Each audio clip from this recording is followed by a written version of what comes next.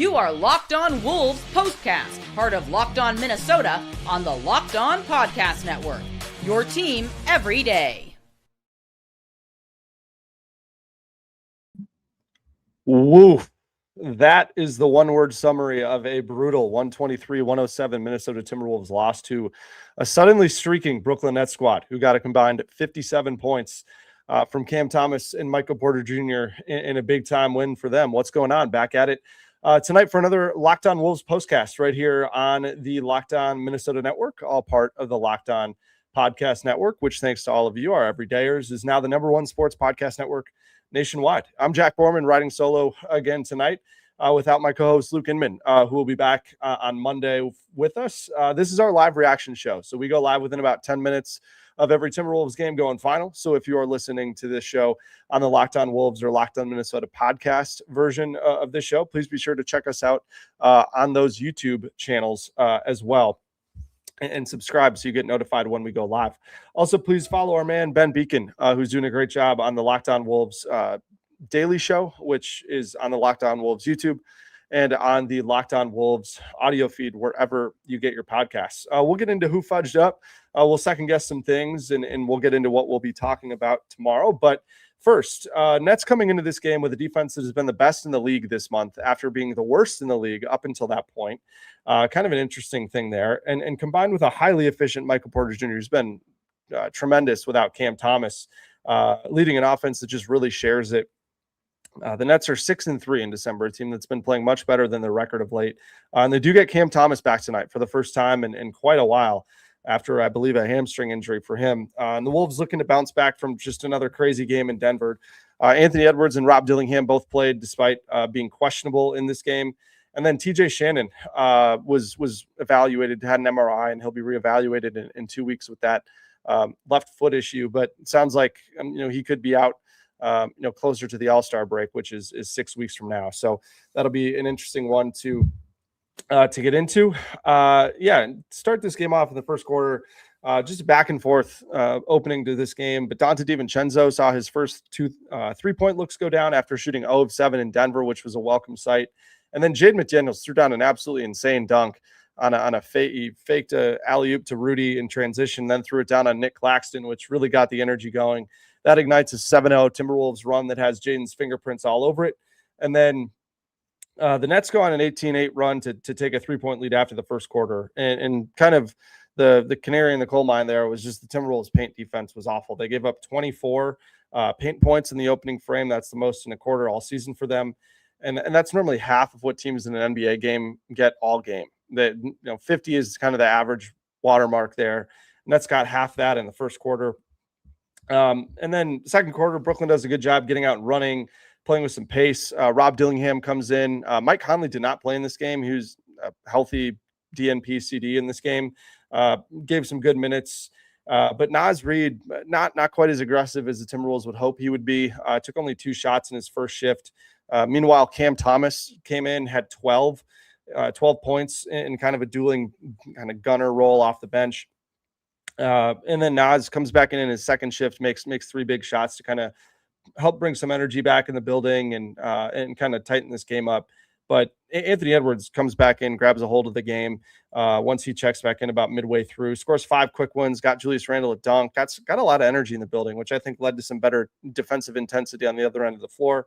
And then as a result, the Wolves took a 1-point lead into halftime, 63-62. Again, Brooklyn's 46 points in the paint, most in any half the Wolves have allowed all season. So they were plus 18 in the paint. The Wolves were plus 18 from the 3-point line. So those two things kind of netted out. Third quarter, Jaden McDaniels picks up 2 quick fouls and things kind of unravel from there. The Nets go on a 15-7 run. Wolves offense is very disjointed, a lot of one and no pass offensive trips. And then Cam Thomas was just in a flow state all quarter. He had 12 of his 30 points in that third quarter, also added 2 assists. The Wolves just didn't really have an answer for him as he was making some really tough shots. It wasn't like they weren't playing any defense. He was forcing up some crazy shots, but they went in, and you got to give him all the credit for coming back the way that he did. Scored 30 points in 20 minutes off the bench in his return, which is pretty crazy. Fourth quarter, the Wolves had their chances to come back in this game. They laid a good foundation for a comeback with a decent amount of stops and slowing the game down, getting to the drawing fouls. They were in the bonus for the final 7:37 of this game.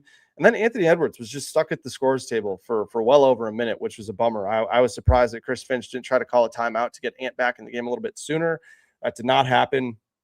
And again, Wolves had plenty of chances to get it to a manageable single-digit game, and they just couldn't get, they just couldn't get shots to foul. And they got looks at the rim, they got wide open looks from three, looks in the mid-range. None of them fell. So Wolves dropped this one 123-107 in what was a pretty bad loss for the Timberwolves, considering that this game was essentially tied at halftime.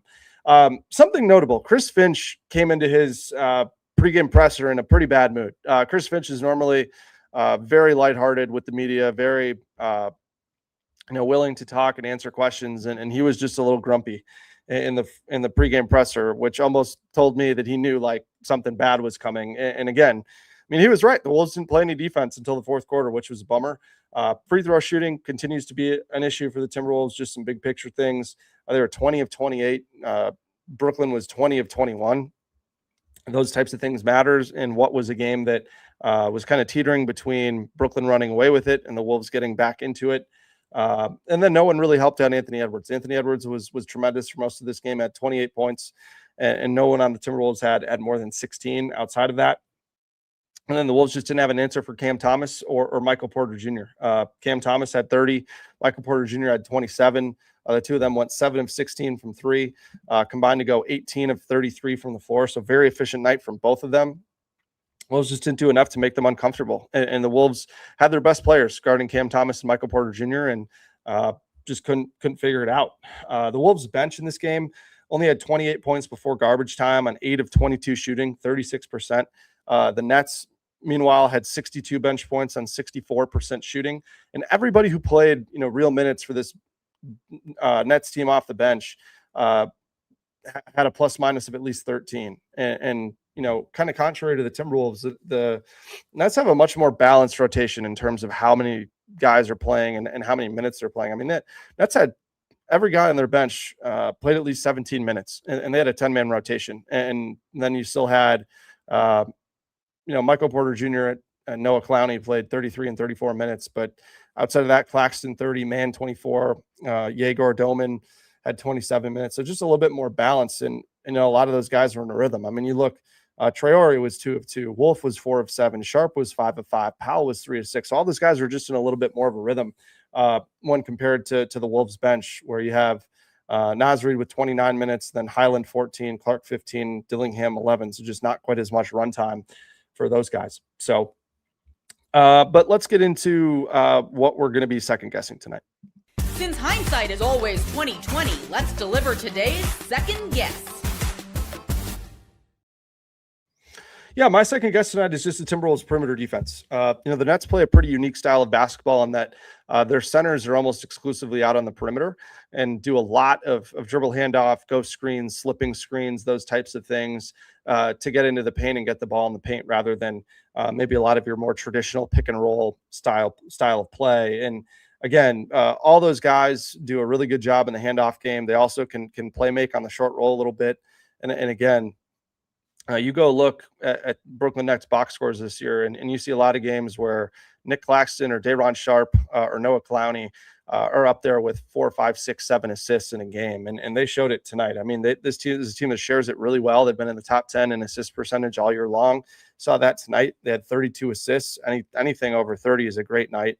On 46 made baskets, and for an assist percentage of 69.5, which would be in the top 10, extrapolated over a full season. And again, I just thought the Timberwolves didn't do a good enough job of fighting through DHOs and fighting through screens that were up top. And the Nets did a really good job of setting pin downs to get guys into the DHO or into a little touch and go screens, which were super effective at getting Nets players downhill and into the paint. The Wolves were just playing on their back foot or back feet, I guess, or on their heels for the majority of this game on the perimeter. And the Nets just rolled out a red carpet and waltzed into the lane far too easily and far too often in this game.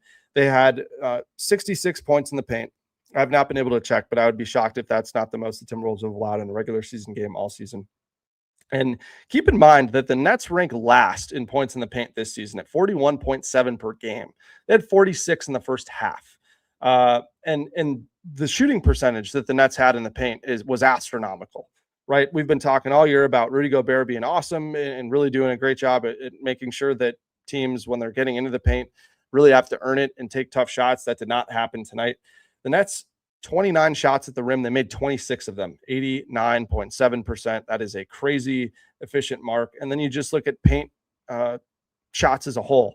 33 of 39, 85%, which is an astronomical number. Again, league average for taking shots at the rim is much closer, up towards 70%, and it's around 37.5% in that short mid-range area. So again, for the Timberwolves to just allow the Nets to get whatever they want and make shots at a super high level in there was really troubling tonight. And I was shocked that the Wolves didn't really try to pivot off of that and play more zone.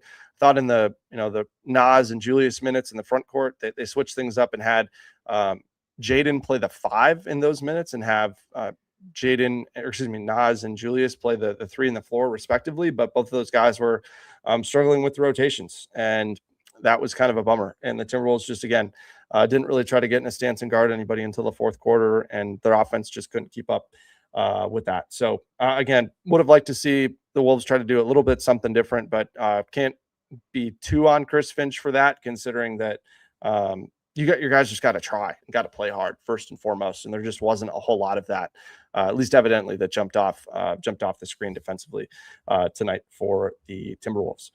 Let's get into who fudged up. Uh-oh, somebody messed up, and it's time to let them know with who fudged up. Yeah, my pick tonight is Julius Randle. I thought that the best way to describe how Julius Randle played in this game was that he was an energy vampire. And I think that Timberwolves fans were audibly groaning in the arena at a lot of different things that he was doing in this game. He got outworked on the glass, and he consistently missed rotations on the backside of the defense and got sucked into the paint too much. And both of those things can't happen. If you're getting sucked into the paint, you really have to make up for that by rebounding. And if you're out making rotations really well, it's understandable if you're only having 3 or 4 defensive rebounds in a game. But Julius Randle had 3 rebounds tonight and gave up several wide open looks from 3, whether it was to Noah Clowney or gave up pump and goes. And it was just a bummer. And on the other end of the floor, Noah Clowney completely took Julius Randle out of this game. Julius Randle was 4 of 11 from 2, only had 2 free throw attempts, and just didn't generate much good offense for the Timberwolves. And he had 11 assists, but a lot of his isolations just took the offense out of rhythm and didn't get guys touches in opportune moments, and didn't create, I guess, as many high value looks as he normally does, despite the 11 assists. I mean, if you want to look and break down where those assists came from for Randle, 5 of them came right at the rim, and he created 5 3-point looks. But a lot of those 3-point looks were, at least it felt like, not having the film available to me, he just got kind of into a crowd and was kind of losing control of the ball at times and just flipped it back out. And guys made shots, but it wasn't really a very rhythmic offensive performance. And I think what just kind of encapsulated Julius's night offensively in this game was in the third quarter, Ant gets rolling. He has a really nice score inside, has an and one. The crowd's getting back into the game. You're thinking, okay, the Wolves are going to mount a little bit of a comeback here in the third quarter. Julius Randle is open at the top of the key, but as Ant one pass away in the corner, and I believe Dante a second pass away after Ant. So Julius Randle, keep in mind, has been shooting sub 30% from 3 all month, has been hesitant to take that shot. And instead of making the easy extra pass in the night when he's already got 10 or 11 assists, looks off Ant, takes the 3. It's a brick going down the other way. And everybody in the arena just kind of audibly groans. And Ant was very frustrated. I think it was Dante in the corner was frustrated. And again, it's just those types of things that I think you stack them together, missing box outs, giving up offensive rebounds, missing rotations, not making the extra pass like that kind of stack up and just take the energy out of the building and prevent this team from kind of being able to snowball and kind of create an avalanche like they did the other night against the Knicks. And he was a super important part of that. So I just think for Randle, when he does not bring good energy to the game, I think it can really become sort of a black hole. And on the flip side, when he does bring great energy, he's a really talented, awesome player. So that's something that I think has been percolating here for a little bit in terms of the energy that he's been bringing to games. And hopefully he can kind of bring it back here as the Timberwolves get on the road. But it was just a bummer for Randall on both ends of the floor, really, tonight. So tonight's show is brought to you by DoorDash. The season's heating up, and DoorDash has a way to keep fans in their bag the whole way through. Whether you're watching the highlights, the tunnel fits, or just your favorite player, DoorDash makes the entire season more fun. Because every player has their bag, with DoorDash, fans have one too. DoorDash keeps your snacks stocked, your gear fresh, and your watch party vibes absolutely on point. There are nights when your team stresses you out. Let DoorDash become your post-game therapy. Sometimes you just need dessert now. If the group chat says pull up, DoorDash makes sure you show up prepared. Snacks, cups, even a phone charger for the friend who's always at 2%. From tip-off to overtime, stay in your bag and order on DoorDash. Get snacks, drinks, gear, whatever gets you through the season, delivered right to your door. DoorDash, in your bag all season long.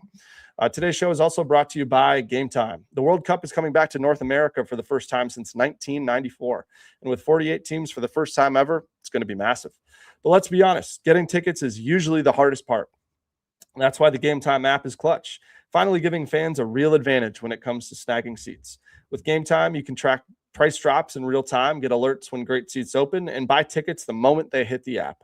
It puts the power back in your hands and makes going to the World Cup realistic instead of impossible. Pick a game, tap a section, and have your tickets locked in within minutes. No confusion, no hunting for fine print. The seat view feature is a game changer. You literally see what the pitch looks like from your exact seat before you buy. Prices include fees up front, which I love. No last-second surprises at checkout either. Take the guesswork out of buying World Cup tickets and every match, concert, or event with Game Time. Download the Game Time app, create an account, and use code LOCKEDONNBA for 20% off your first purchase. Terms apply. Again, download the app, make an account, and use LOCKEDONNBA for $20 off. Game Time.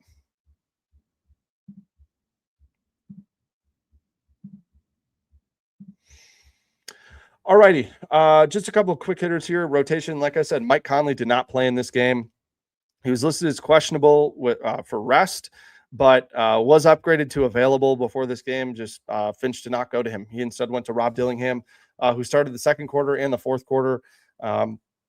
It was more impactful in the second quarter than the fourth quarter, but again, I thought that he played pretty well defensively and thought that again, knocked down a three early on, which is important. Finch said pregame that Jalen Clark would get the first crack at taking TJ Shannon's minutes, and that's certainly what happened tonight. Jalen Clark played 15 minutes, seventh most on the team, second most off the bench behind Naz Reid, and I think that will continue to be the case just because there's not really anybody else for the Wolves to go to off the bench besides three guards and Dillingham, Highland, and Mike Conley. So we'll see what happens there. But again, I liked the lineup that Finch had to start the second quarter. It was Rob, Dante, Jaden, who came out of the first quarter early, not because of foul trouble, just for rotation purposes. And then they had Naz and Rudy in there. So I'd like to see more of that. I think, Rob's done a really good job of getting Naz open shots, and he's obviously capable of playing in the pick and roll game with Rudy Gobert. So if Rob's going to play, I'd like to see him out there with more of those types of lineups. And then again, I just think this Timberwolves roster just feels a little bit clunky without another wing option off the bench. And I don't foresee Chris Finch trying to go to Johnny Juzang or Leonard Miller or Joe Ingles for extended stretches without TJ Shannon. But if TJ Shannon's going to miss at least a month, it sounds like it's just kind of precarious because Naz and Julius have both had their struggles this season and have not been as consistent necessarily, especially in this month of December as the Timberwolves need them to be. And if those guys aren't going to be able to, play the three and not be quite as effective as they need to be playing the four, playing the five, you're just going to be playing a ton of three-guard lineups and you're going to be playing pretty small, and you've really just got to spread the floor and really shoot it well. And that just puts a lot of pressure on shooting variance like we saw the other night in Denver. So it's going to be an interesting spot. I would not be surprised if the Timberwolves maybe try to get a kickstart on the trade deadline and maybe kick the tires on on some guard or wing options there ahead of the trade deadline before that thing heats up. Again, the Timberwolves are not really in danger, in my opinion, of missing out on the top 6 in the West. I firmly believe this team just needs to get into the top 6 and they'll be just fine. But again, I think you just kind of risk things getting a little bit stale if you're not able to find a consistent kind of bench and kind of others lineup that really is potent. And the Timberwolves have had that in years past, and Nickeil Alexander-Walker has been a crucial part of those, and he's not here anymore. And so I think the decision to go with both Julius and Naz over Nickeil, I don't know that we're at the point of saying that Tim Connolly would want that one back. And hindsight is certainly 2020. I think no one really disagreed with that or batted an eye at the time, but no credit to Nickeil, man. He's been awesome in Atlanta, and hopefully Naz and Julius can really step up without TJ. And then again, we'd like to see Jaden McDaniels continue to take more shots. Again, 16 points on 11 shots tonight for Jaden. Missed some time with foul trouble in that third quarter, but again, I'd like to see Jaden be up there in the high teens behind Ant moving forward in terms of shot attempts. So that's going to do it for us. Appreciate you joining me tonight. Luke will be back with me on Monday night as the Wolves kick off a 4-game road trip in Chicago to take on the Bulls. And that's a 7 p.m. tip. So we'll see you back here around the same time, 9:20, 9:30 on Monday night. Until then, have a great rest of your long holiday weekend. We'll catch you next time.